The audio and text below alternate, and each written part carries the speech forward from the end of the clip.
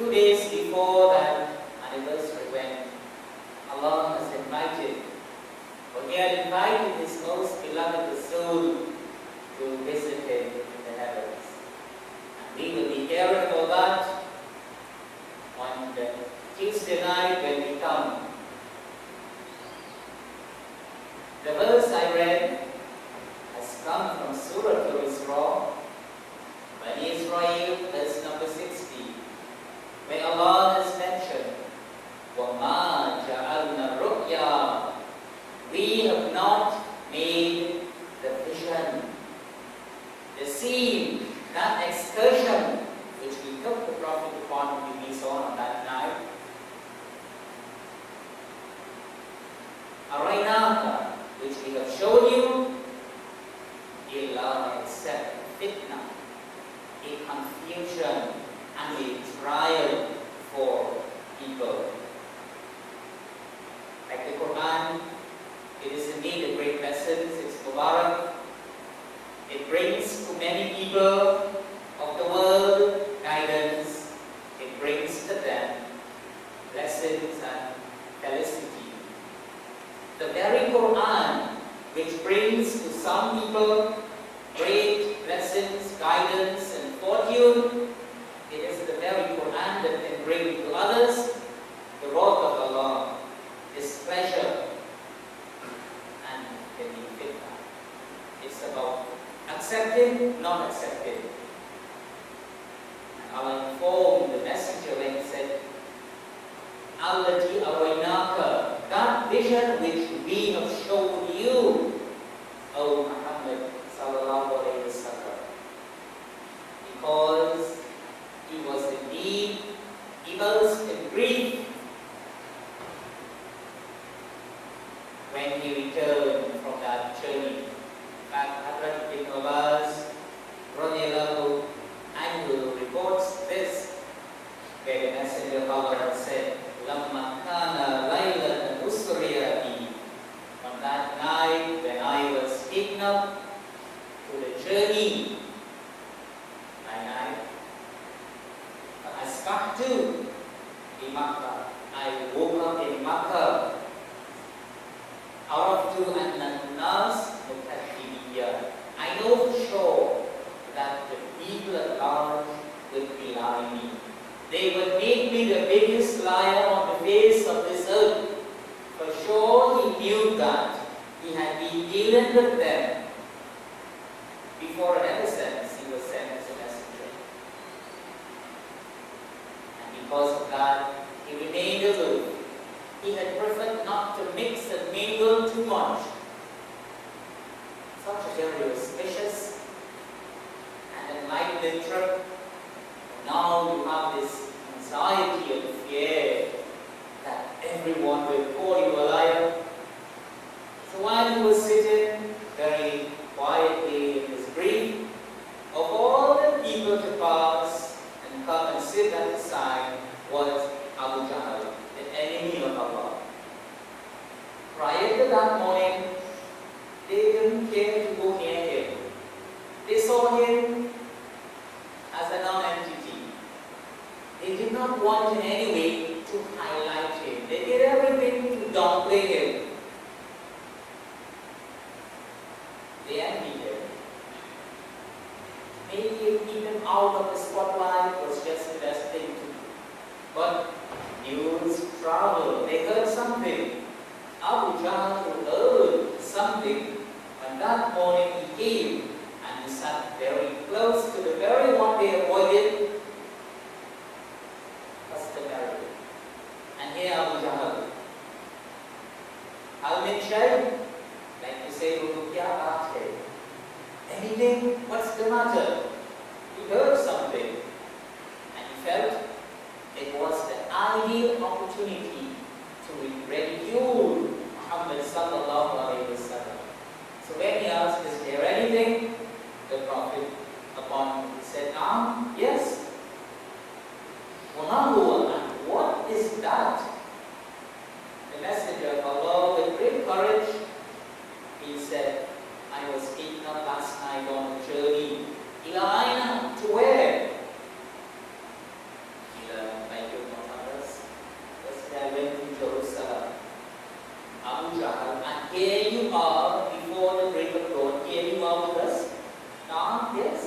had returned.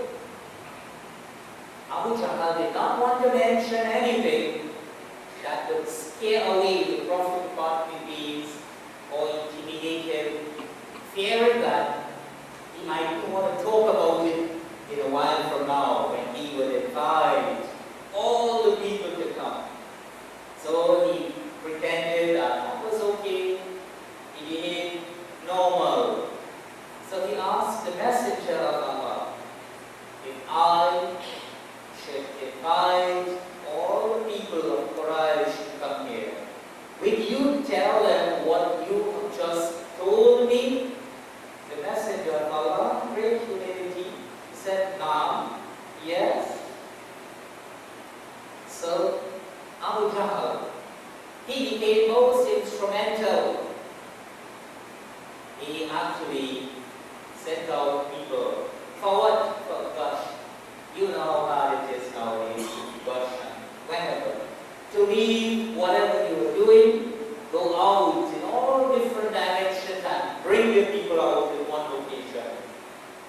Rewarded, but it's tremendous, it's difficult to do. Look how Allah is using the enemies. Go out. Allah is using them to set up the stage, to make a platform for Prophet Muhammad upon peace to say what has happened, to tell them about that trip, whether they accept or not. Because the kuffars who went out to invite the people, now the members of Quraysh all came out. They had a little tips, they had been talking, they have a little idea of what is happening. So they came down with their minds well made up to laugh and to jeer and ridicule Allah's messenger. People who never cared to call him Rasulullah are now talking about, did you hear what has happened with Rasulullah? He went up to Jerusalem, he went up to the heavens. People who refer to him as Muhammad and Abu Qasim, the father of Qasim, and never cared to address him as Rasulullah. Now he is Rasulullah. Because they felt it's a nice title to give him, to bring him down, to ridicule him and to laugh at him. So now that they are here, waiting anxiously to hear it from him, Abu Jahl said, Hadithu bima hadathani. You tell these people what you have just told me. And so the Prophet sallallahu alaihi wasallam, he said, it means really, Layla, last night I was taken up on a night journey. So we asked him to where? He said, Baytul Muqaddas. I went to Jerusalem. So they came to ask him, wa anta bayna dhubranina, and here you are amidst us at this moment. And last night you were in Jerusalem. In those days, it would take them a month or two, the caravan to go from Baytul Haram to Jerusalem. And here it is in a fraction of the night. The Prophet upon him, he went and did so many things to talk about a visit to the heavens where he met Allah. That was beyond. They could not even conceive of it. They could not even believe that he went to Baytul Muqaddas, to Jerusalem. Among them, there were those who were clapping. They clapped for more than one reason. To cheer up, give someone an applause. You clap to ridicule, to laugh at, to cheer. This was their intention. To mock at Prophet Muhammad sallallahu alaihi wasallam, to damn him. At last, after so long, he has mentioned something so wild that we can find and prove him to be a great liar. This was it. There were those who were putting their hands on their heads in surprise of what great lie. They thought they had never heard a lie big like that ever since in their lifetime. This was the case. So now they had to ask him some question. Qalu, they said, what does the deal and Masjid? If you went to Baitul Muqaddas, can you describe for us Baitul Muqaddas? The Prophet, upon whom be peace, never yet before that journey had traveled to Baitul Muqaddas. Whereas in that gathering, there were merchants, there were businessmen who had made the journey several times. They knew the in and out of Baitul Muqaddas, they knew what it looks like. And here it is, they are asking the Prophet upon whom be peace to describe it. And he said, yes. Never vision, he remembered whatever he started. He said, I started to describe Baitul Muqaddas. فَمَا زِلْتُ أَنْ And I was doing that, I became a little bit uncertain about certain things. He said, I became so grieved. Never yet in my life I was so saddened. Felt now, this is when they will think that I am a big liar. He felt that this entire trip now will be of no value. They will ridicule him. All he did is felt sad, but he had trust in Allah. Look at Allah's greatness. We don't say just so Allahu Akbar. Allah is the greatest. Allah does miracle. That's His messenger. Allah knows what has transpired between Him and the people. Allah brought Baitul Muqaddas in front of the Prophet, upon whom be peace, and said, وَأَنَا أَنْظُرُ إِلَيْهِ وَأَنَا I am looking at it, and so many people are there, they cannot see what the Prophet, upon whom be peace, is looking at. That's the greatness of Allah. He is greater than what all the tongues together could ever describe. To look at something, to look at it and describe after having forgotten some of its description. You can well imagine the manner in which Rasulullah sallallahu alayhi wasallam was describing to them when a point came that he felt he was going to fail. Now he saw it in front. The manner in which he was pronouncing his words when he did it with great courage, there was no point of forgetting. You have it in front of you, you are looking at it, they cannot see it. Allah gave him the courage, he did it with the best. He was describing some parts of that mosque that the merchants who went there many times did not even know. After he completed, they said, as for his description of Allah, he has excelled. It is superb. It is beyond description. The manner in which he did it. Allah made him. My friends, you remember a verse in the Quran when Allah talks to those who recite Quran? He said, وَإِذَا قَرَأْتَ الْقُرْآنِ When you read the Quran, hear it, believers.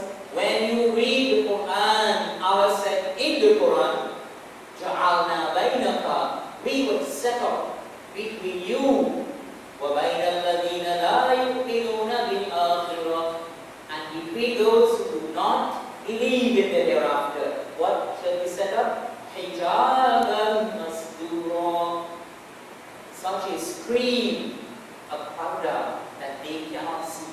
They cannot reach you because Allah has put a screen between you and those who do not believe in the hereafter. And they cannot see it. Allah can do that. Look, He brought Baitul Muqaddas. That's the one who brings the sun from one point to another, from the east to the west. That's the Creator. And the Prophet upon whom peace was describing. But the members of Quraysh, the enemies of Allah, that did not make to them much of a great difference. They were looking for ways to belittle and to ridicule the Prophet sallallahu alaihi wasallam. One of the enemy of Allah, Sufyan, Abu Sufyan, he said, when the king. He said, "O king, shall I not tell you something that will make you know that Muhammad, peace be on him, is a great liar?" The king said, "Oh Mahmud, and what that is?"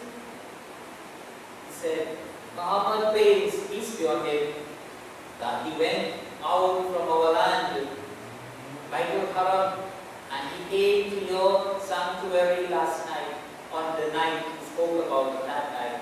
He came to your sanctuary, and he returned to us before the break of dawn."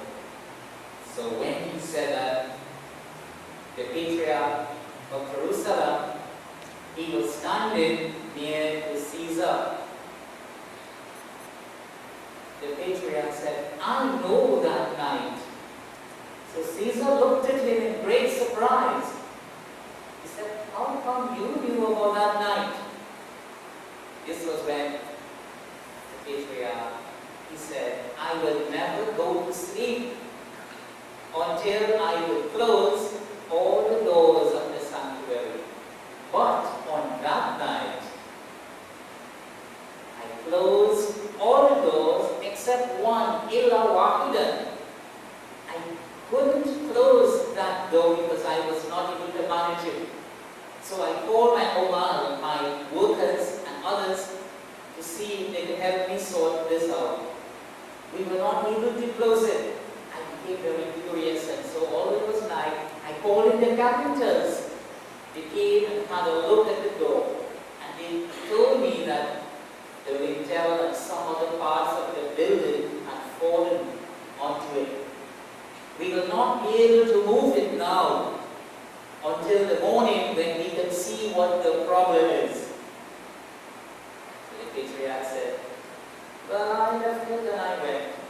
But when I came up in the morning, strangely, I saw a stove that is normally kept at the corner of the sanctuary had a hole overnight, a hole in the stove, and I saw traces of an animal being tied there the night." He called his companions. He said, "That door which gave us trouble on that night, it was left open for a reason. Only that a prophet could have entered. Prophet came and prayed in our sanctuary that night." Abu Sufyan had intended to ridicule the Prophet upon him, make him a liar. But he's hearing from the patriarch, "Yes, I testify. I knew that night in question." They kept on looking for the physical evidence. But each time they realized that the material evidence supported what the Prophet ﷺ is saying. He further informed them. He said, "On that journey, when I was on my way, I saw a lost camel, and a little further on, I saw its owner looking for it. I called out to him, and I directed him where the camel was." All that happened, he said, and further down, I descended to drink, and I had placed the cup in a particular manner. The position which I placed the cup was a special one, and he described to them. On my way back, I saw a caravan returning to Makkah, which would have reached by the evening. You know that caravan did arrive by evening, when a desert Arab came out. He is most confused and anxious to relate the story how he waited. He said, "Friends, I have something to tell you. I had lost my camel, and while I was searching for it, you know what happened? I heard a voice coming to me from the clouds." Well, he must be feeling like a prophet. He got revelation. That's how he must have felt. clouds and directed me where to find the camel. Now this man, this desert Arab, is now telling them what they have now heard from Rasulullah sallallahu alayhi wa sallam. That man was nowhere. He was on the way, coming to Makkah. They looked at one another. They just could not accept this is real. They said among themselves, "Tafadhal, come, let's go. Let's go where that cup is," where he described the cup. He said he drank and he had placed the cup in a particular manner. My brothers and sisters, they went to see, not to find the cup in the manner in which it was placed as he described it. They went to see that it was otherwise. They went to find it placed other than what he has described. They say, "You are a liar." They went and they found the cup to be exactly placed the way Prophet Muhammad sallallahu alayhi wa sallam had described it. They kept looking at one another in great surprise. All this evidence to support what the Prophet upon whom be peace is saying. But that did not ever make them more responsive at all. It did not make him responsive to his message.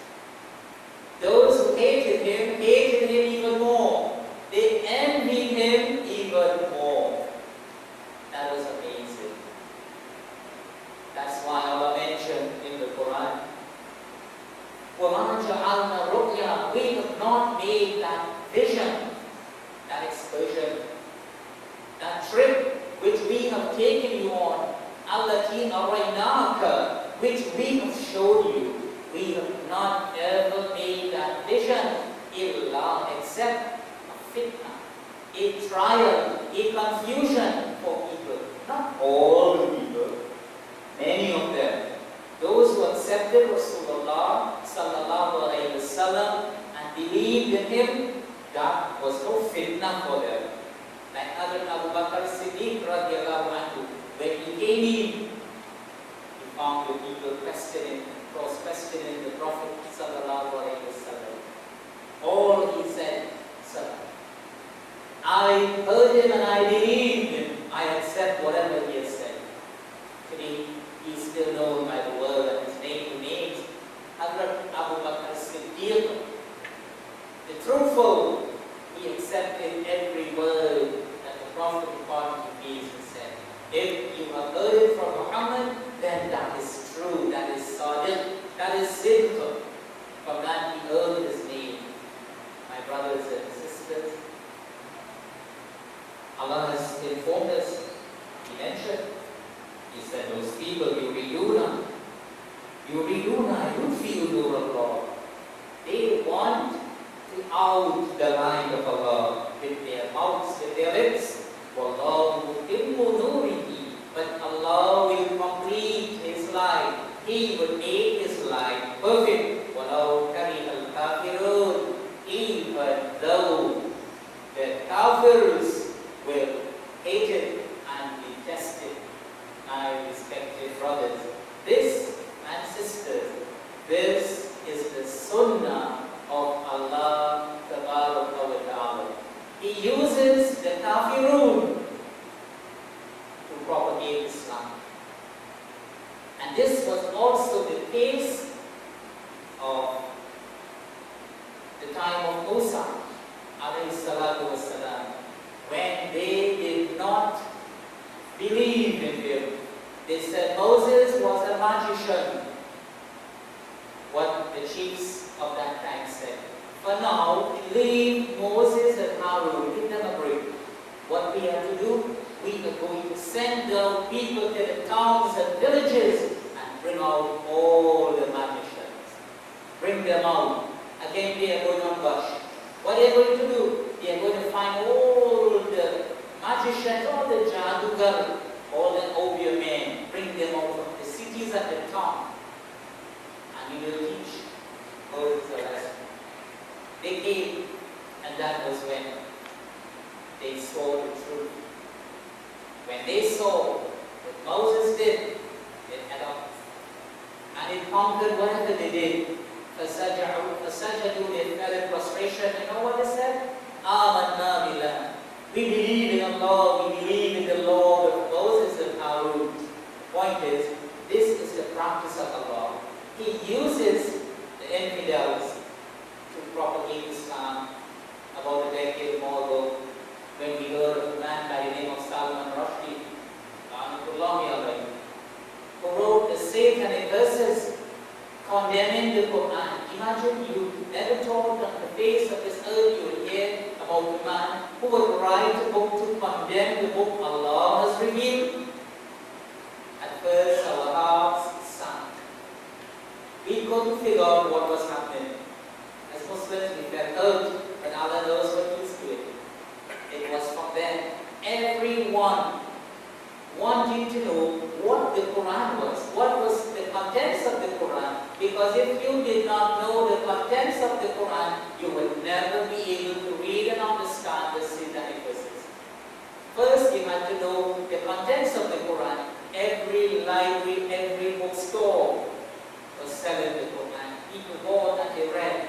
From then to now, you find out how many thousands of people who were infidels, who were disbelievers, today have now embraced Islam. They have reverted to Islam.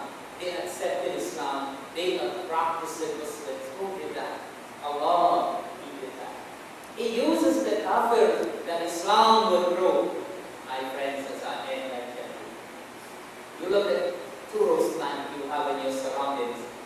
One, you leave it all alone, don't touch it. Maybe just water it. And the other one, in addition to watering, every now and then you take a little tool and dig up the root. Dig right or wrong in it. Keep digging it up. And after a period, you look at both and see which one progresses better. See which one sends out shoots and more sprouts and healthier leaves and branches. The one which is left alone or the one which is being disturbed and dug up. The one which is being dug up, the root is being dug up, it grows very healthily. Allah will continue to use the kuffar as tools to dig up the root of Islam so that it will send new sprouts and shoots and it will be healthier. More and more people are thinking of going for a Hajj. Long time, it was a few, you could have counted the Hajjus and Hajjars in every village in town. Now there is a group. Limited. More and more people, young and old, they want to go for Hajj. Way before the season, way before departure, the Hajj leaders are telling you, who is doing that? Allah. He has promised to complete and make healthy his life. Walau karihal kafirun, even though the kafirs dislike it. I beg of you, cherish what you have been blessed with. We have been blessed to be Muslims. We have as our value Islam. Make the best use of it. Tell it to your children, teachers, tell it to your students that Islam is the way of life. May Allah allow us to follow Islam. May He cause us to understand the real teachings of Islam. Islam means peace. We are the ones who will protect and should protect the world of evil. We are not those who will harm anyone. True Muslim is one from whose hands it come the world of evil are saved. May Allah bless us all. Barakallahu lana wa lakum.